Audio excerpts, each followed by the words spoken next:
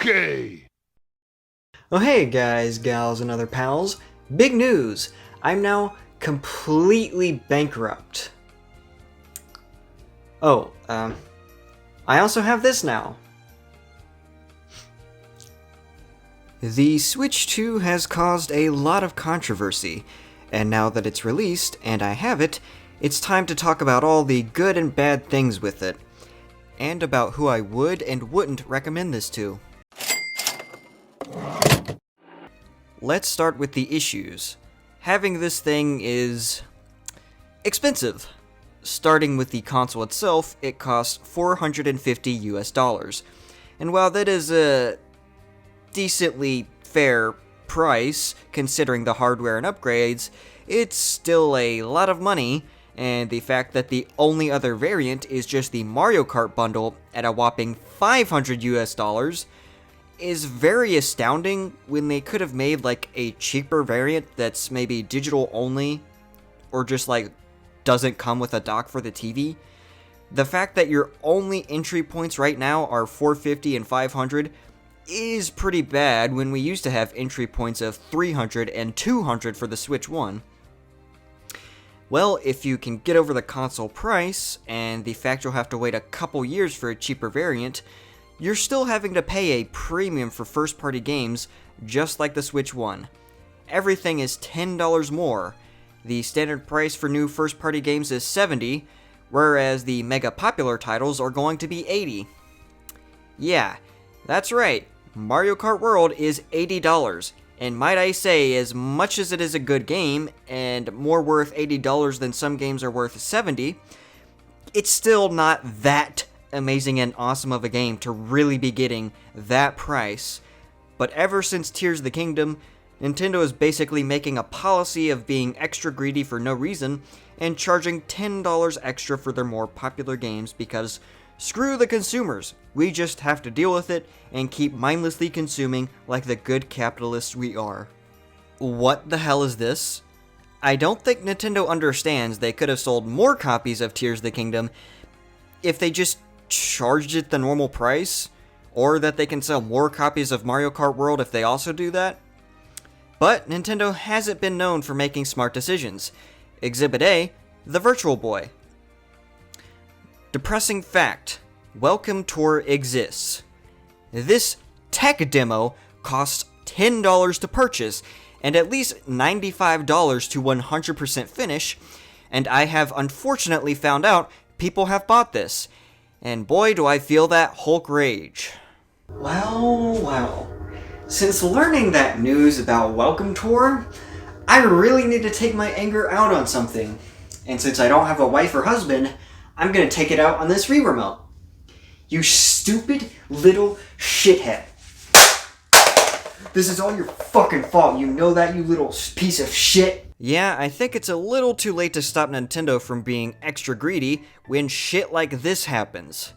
But here's hoping we one day get better management at Nintendo, because that seems like really our only hope for Nintendo to stop acting like Walter White and keep getting away with it. You can't keep getting away with it! Second to last, the upgrades for Breath of the Wild and Tears of the Kingdom cost $10. $10 fucking dollars, when most other games are getting free updates, further proving my point that Nintendo loves to milk their popular franchises, just like I love to milk some. Lastly, third-party games still cost the normal prices. So far, I've managed to make the Switch 2 sound like an overpriced hunk of garbage, when that's really not true.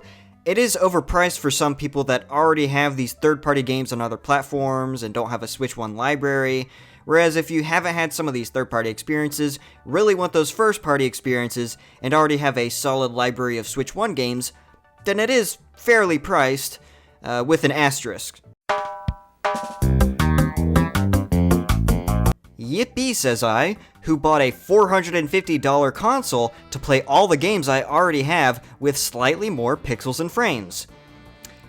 To be honest, the Switch and its games needed that upgrade more than any other console, And not only do first-party games look slightly better and run better, but any third-party or non-updated game runs much better due to the system's unique way of running Switch 1 games, which allows them to run at their maxed frame rates with no issues, showing the upgrade in power from the abysmal potato that is the Switch 1.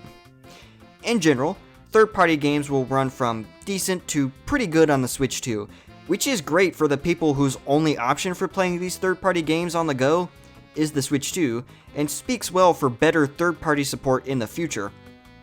And remember, some third parties will reasonably price their games, so for some games you won't have to worry about Nintendo's greed, just the company you're buying from. First-party games are finally going to be all caught up and look and run how they should, and will allow for more ambitious game design and ideas that perhaps the Switch 1 would not have been able to handle. So, to put it simply, hell yeah, brothers! Games don't run and look like shit anymore, let's go! Remember those pricing issues with the Switch 2 I talked about earlier? Well, those aren't the only issues with the Switch 2, and unfortunately, the Nintendo Ninjas are going to be having a lot more fun these next few years. Great. What the fuck is this? I had to read through this controversial section of the new user agreement from Nintendo to determine whether or not it's as bad as people say it is. And yeah, it's bad. The people that try to mod the Switch 2 to have themes will lose access to online services now. Also their console, their car, their house, their life. Basically, if you mod your Switch 2 or any games, you can't access online services with your account on the system, which doesn't affect me because I am a goody two-shoes, but a lot of people like to mod their consoles, and like I said, some just want to have unique themes or something on their console, you know, or a redesigned UI that doesn't look like the goddamn same thing as the Switch 1. Now, these other companies, like PlayStation and Xbox, they aren't new to putting up restrictions and safeguards to prevent you from modding their consoles, but if you actually get past them, Nintendo's doing a lot more to prevent you from using your own console in certain ways, which is certainly worse. If you do look at it with the other companies in the background, it doesn't seem as bad as people made it out to be, but if you look at it on its own, yeah, that's pretty fucking bad. We shouldn't be trying to defend any of these companies trying to take away our ability to do what we want with these consoles that we paid our own money for, just because it might be becoming more normalized practice. So, if you're into modding consoles, you shouldn't be trying to get this just to brick it after trying to get a hentai wallpaper for your home menu.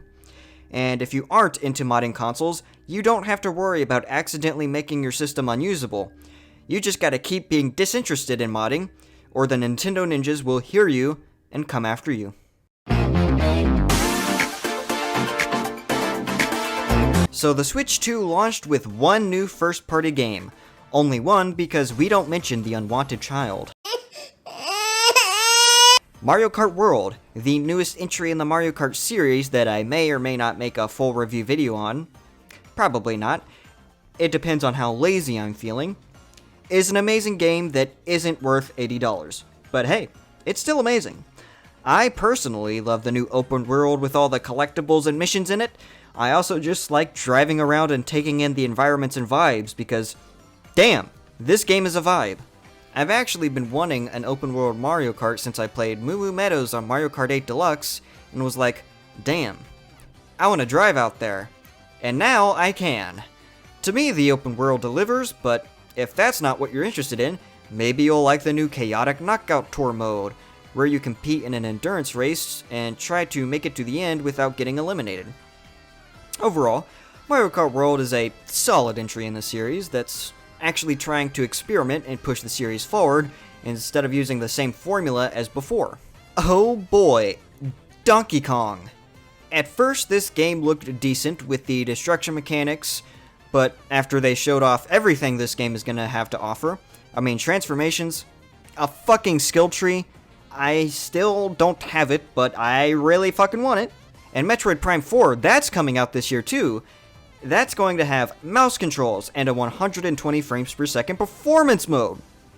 120 frames. Yeah, we're eating good with this system. The GameCube support is just okay right now. I mean, you have the Wind Waker, which is peak, and you have F-Zero GX, Soul Calibur 2, and most recently, Mario Strikers.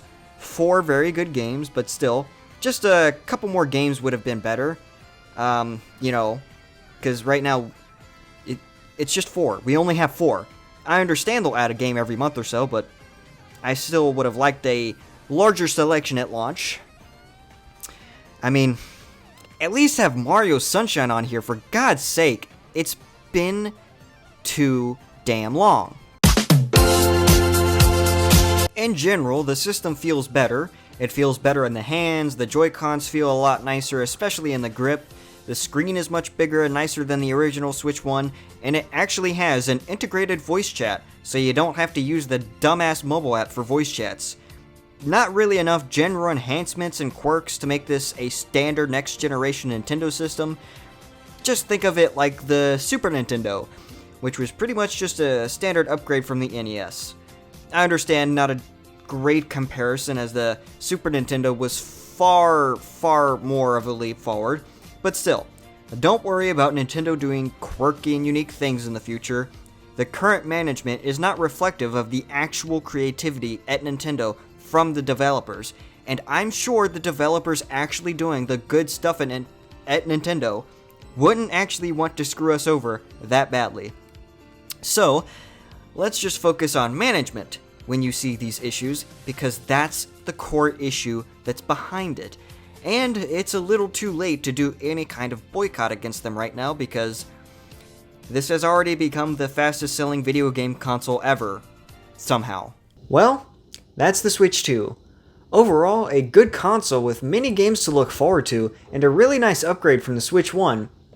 However, I unfortunately can't use my Switch 2 anymore, because I tried to pirate Donkey Kong Bananza and play it before release. I spent so much money on this system. My life savings are gone. God fucking damn it!